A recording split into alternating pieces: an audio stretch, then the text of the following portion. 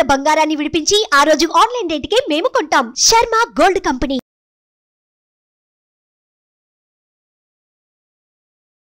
నమస్తే, welcome to Suman TV. నేను మీ యామ్ని. ప్రస్తుతం మనతో ఉన్నారు ప్రముఖ ఆధ్యాత్మికవేత్త, ప్రముఖ జ్యోతిష్య వాస్తు పండితులు బ్రహ్మశ్రీ డాక్టర్ నాయకంటి మల్లికార్జున శర్మ గారు ఉన్నారు. గురుగారితో మాట్లాడి మనకున్న సందేహాల గురించి అడిగి తెలుసుకుందాం. నమస్కారం గురుగారు. నమస్కారం అమ్మా. గురుగారు, మనకి ఆగస్టు 16 నుంచి రవి మార్పు వల్ల అండి అసలు ఈ 12 రాశుల వారికి ఏ విధంగా ఉంటుంది? ముందుగా మేషరాశి కాబట్టి మేషరాశి గురించి తెలియచేయండి. తప్పకుండా అమ్మ. ఓం శ్రీ గురుభ్యో నమః. ముఖ్యంగా సూర్య భగవానుడు తన సొంత రాశి అయిన సింహరాశిలోకి మారటం జరుగుతుంటుంది. అంటే ఆగస్టు 16వ తారీఖు రాత్రి సూర్యుడు మఖా నక్షత్రం 1వ పాదంలో రాత్రి 7:44 నుండి ప్రారంభమై, అంటే శుక్రవారం రాత్రి అంటే 7:44 నుంచి ప్రారంభమై సెప్టెంబర్ 16వ తారీఖు రాత్రి 7:42 వరకు ఉంటుంది. అంటే సోమవారం రోజున 7:42 ఉత్తరా నక్షత్రం 2వ పాద ప్రవేశంతో సింహరాశిలోంచి కన్యారాశిలోకి వెళ్తాడు. అంటే ఇక్కడ ఆగస్టు 16 నుంచి సెప్టెంబర్ 16వ తారీఖు వరకు కూడా సింహరాశిలో రవి యొక్క సంచారం వల్ల అది సింహ సంక్రమణం అంటారు. అంటే సూర్యుడు ఒక రాశి నుంచి మరొక రాశికి మారేటప్పుడు ఆ యొక్క రాశి యొక్క సంక్రమణం అంటారు. అంటే సింహరాశిలోకి సూర్యభగవానుడు మారటం వల్ల అది సింహ సంక్రమణం అవుతుంది. అంటే ఈ ఆగస్టు 16 నుంచి సెప్టెంబర్ 16 వరకు కూడా సూర్యుడు తన సొంత రాశి అయిన, అంటే చాలా రోజుల క్రితం ఇది, అంటే దాదాపుగా సంవత్సర కాలం తర్వాత, అంటే 365 రోజుల తర్వాత తన సొంత రాశికి వస్తున్నాడు. సింహరాశిలో రావటం వల్ల ఎలా ఉండబోతుంది అంటే, సూర్యభగవానుడు ఉద్యోగకారకుడు. ఉద్యోగాన్ని, ఆరోగ్యాన్ని, శరీరాన్ని, సౌభాగ్యాన్ని, కోపాన్ని, ఆవేశాన్ని, విజయాన్ని, అపజయాలను కూడా ఇచ్చేవాడు, పీడలను కూడా ఇచ్చేవాడు సూర్యభగవానుడు. సూర్యభగవానుడు షట్ 3 దశస్థో భాను అంటారు. అంటే షట్ అంటే ఇక్కడ 3 అంటే ఏమిటంటే 3, 6, 10, 11 స్థానాల్లో సూర్యభగవానుడు మంచి చేస్తాడు అని అర్థం గోచారీత్యా. అంటే షట్ 3 దశస్థో భాను అంటారు. అందువల్ల ఇక్కడ 3, 6, 10, 11 స్థానాల్లో సూర్యభగవానుడు మంచివాడు కాబట్టి మరి మేషరాశి వాళ్ళకి ఇక్కడ ఏ విధంగా ఉండబోతుంది అంటే, మేషరాశి వాళ్ళకి పంచమ స్థానంలో రవి యొక్క ప్రభావం వల్ల ఆత్మవిశ్వాసం గణనీయంగా పెరుగుతుంది. దాంతోపాటు నూతన ఆదాయ మార్గాలు బాగా కనపడటం, ఉద్యోగంలో పదోన్నతి లభించటం, అలానే ఉద్యోగపరంగా బాగా అనుకూలంగా ఉండటం, కుటుంబంలో గౌరవప్రదంగా ఉండే అవకాశాలు ఎక్కువగా ఉంటాయి. అంటే కుటుంబంలో గౌరవ మర్యాదలు బాగా పెరుగుతాయి. ఆ గౌరవ మర్యాదలతో పాటు కుటుంబ జీవితం సంతోషంగా ఉండటం, అంటే హ్యాపీగా ఉండే అవకాశాలు ఎక్కువ ఉంటాయి. అంటే భార్యాభర్తల మధ్యలో కలయిక కానీ, కుటుంబంలో కానీ గౌరవ మర్యాదలు బాగా పెరగటం, పేరు ప్రతిష్టలు కూడా బాగా పెరిగే అవకాశాలు ఎక్కువ ఉంటాయి. ఉద్యోగంలో మార్పులు ఉంటాయి, పదోన్నతి జరిగే అవకాశాలు ఎక్కువగా ఉంటాయి. అది మంచిదే. అలానే జీవితం సంతోషంగా ఉండటం, శత్రువుల వల్ల కొంత భయము, ఆలోచన చేయటంలో మటుకు సరైన నిర్ణయం తీసుకోవాలి. అంటే ఈ రవి మార్పు వల్ల అండి ఎలాంటి పనులు లేట్ అయ్యే అవకాశం ఉందండి? కొంత ఆలోచన హీనత్వం వచ్చే అవకాశాలు ఎక్కువ ఉంటాయి. అంటే ఆలోచన పరంగా కొంత జాగ్రత్త అవసరం. నమ్మక ద్రోహం విషయంలో కూడా జాగ్రత్త ఉండాలి.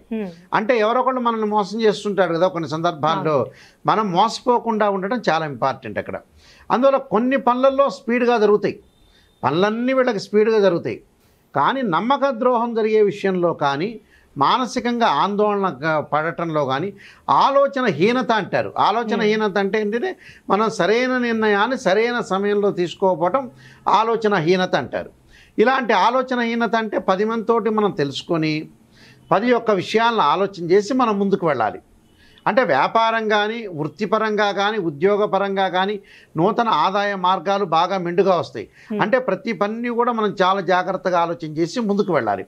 బంధుమిత్రులతోటి కొంత డబ్బులు ఖర్చు అవుతుంటాయి వీళ్ళకి.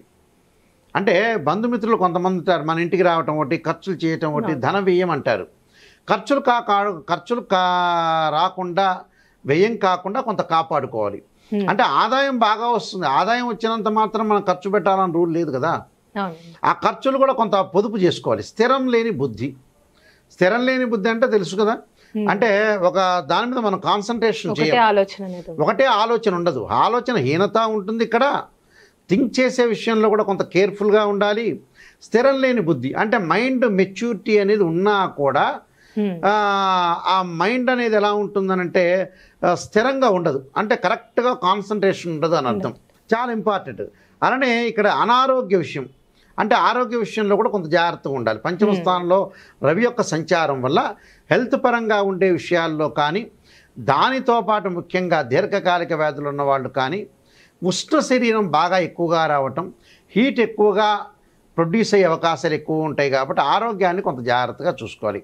అంటే అనారోగ్యం రాకుండా. అంటే విద్యార్థులకి కొంత అనుకూలంగా ఉంటుంది. అంటే ఇప్పుడు విదేశీయానం ఉందండి, విదేశాలకు వెళ్ళే అవకాశాలు ఎక్కువ ఉంటాయి.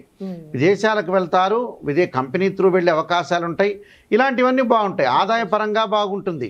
ఆరోగ్యపరంగా మాత్రం కొన్ని ఇబ్బందులు, స్థిరం లేని బుద్ధి, పనులలో కొన్ని దగ్గరికి వచ్చినట్టు వచ్చి వెనక్కి వెళ్ళిపోవటం, సందిగ్ధ స్థితి ఏర్పడే అవకాశాలు ఉంటాయి. అంటే సందిగ్ధ స్థితి అంటే ఏంటంటే రైట్ వెళ్ళలేం, లెఫ్ట్ వెళ్ళలేం, బ్యాక్ వెళ్ళలేం, ముందుకు వెళ్ళలేం. ఇలాంటి విషయాలు ఎక్కువగా ఉంటాయి. కాబట్టి కొన్ని వ్యాపకాలను తగ్గించుకోవాలి. అంటే విద్యార్థులు కూడా కొన్ని వ్యాపకాలు తగ్గించుకొని చదువు మీద కొంత కాన్సన్ట్రేషన్ ఎక్కువగా పెంచాలి. అంటే విద్యార్థులకు అనుకూలమైన కాలమే, బట్ ఇంకా ఆసక్తికరంగా చదివి మంచి ర్యాంక్ వచ్చేటట్టుగా చేసుకోవాలి. చేసుకుంటే వీళ్ళకి మంచి జరిగే అవకాశాలు ఎక్కువగా ఉంటాయి. అలానే స్త్రీలకు వచ్చేటప్పటికల్లా ఉన్నతమైన అభిప్రాయాలు కలుగుతుంటాయి. అంటే ఏదో రకంగా నేను ఉద్యోగం సంపాదించాలి అంటే, నిరుద్యోగులకి వాళ్ళు అనుకున్నంత ఆశించినంత ఉద్యోగం రాదు. అంటే ఏదో ఒక ఉద్యోగం వస్తుంది ఇక్కడ. అంటే ఆగస్టు 16 నుంచి సెప్టెంబర్ 16వ తారీఖు వరకు కూడా ఈ నెల రోజుల కాలం పాటు నిరుద్యోగులు ఏదో ఒక ఉద్యోగాన్ని చేయాలి. నేను అదే ఉద్యోగాన్ని చేయాలని మొండి పట్టుదలతో ఉండకూడదు. ఏదైనా లౌకిక విధానాన్ని ప్రదర్శించాలి. అంటే సూర్యుడు కొంత మొండితనాన్ని ఇస్తాడు. ఎప్పుడు కూడా ప్రపంచంలో మొండితనం అనేది పనికిరాదు. కొంత ఆచితూచి అడుగు వేసి లౌకిక జ్ఞానంతో వెళ్ళాలి. ఏది తప్పు ఏది మంచిది అని కొంత కరెక్షన్ చేసుకొని ముందుకు వెళ్ళాలి. అప్పుడు అలా కరెక్షన్ చేసుకొని మనం ముందుకు వెళ్తే మంచి జరిగే అవకాశాలు ఎక్కువ ఉంటాయి.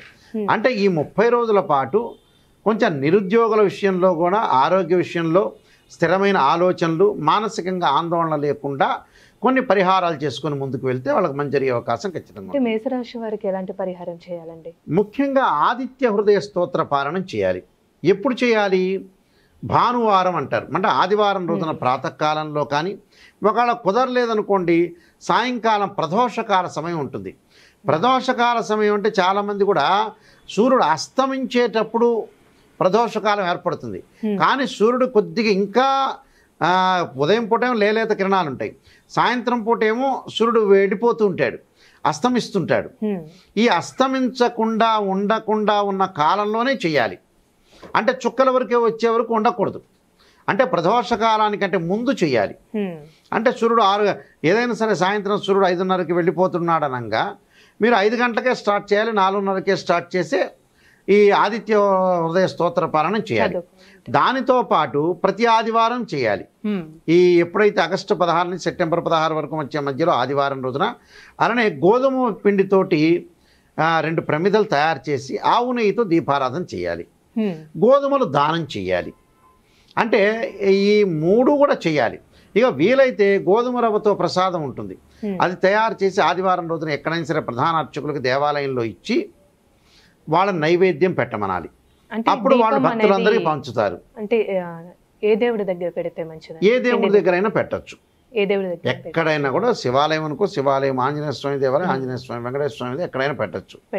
వాళ్ళకి సూర్యుడు ఎక్కడన్నా మనకి సూర్య భగవానుడు ఉన్న క్షేత్రాలు ఉన్నాయనుకోండి, అక్కడ ఇంకా పెట్టడం మంచిది.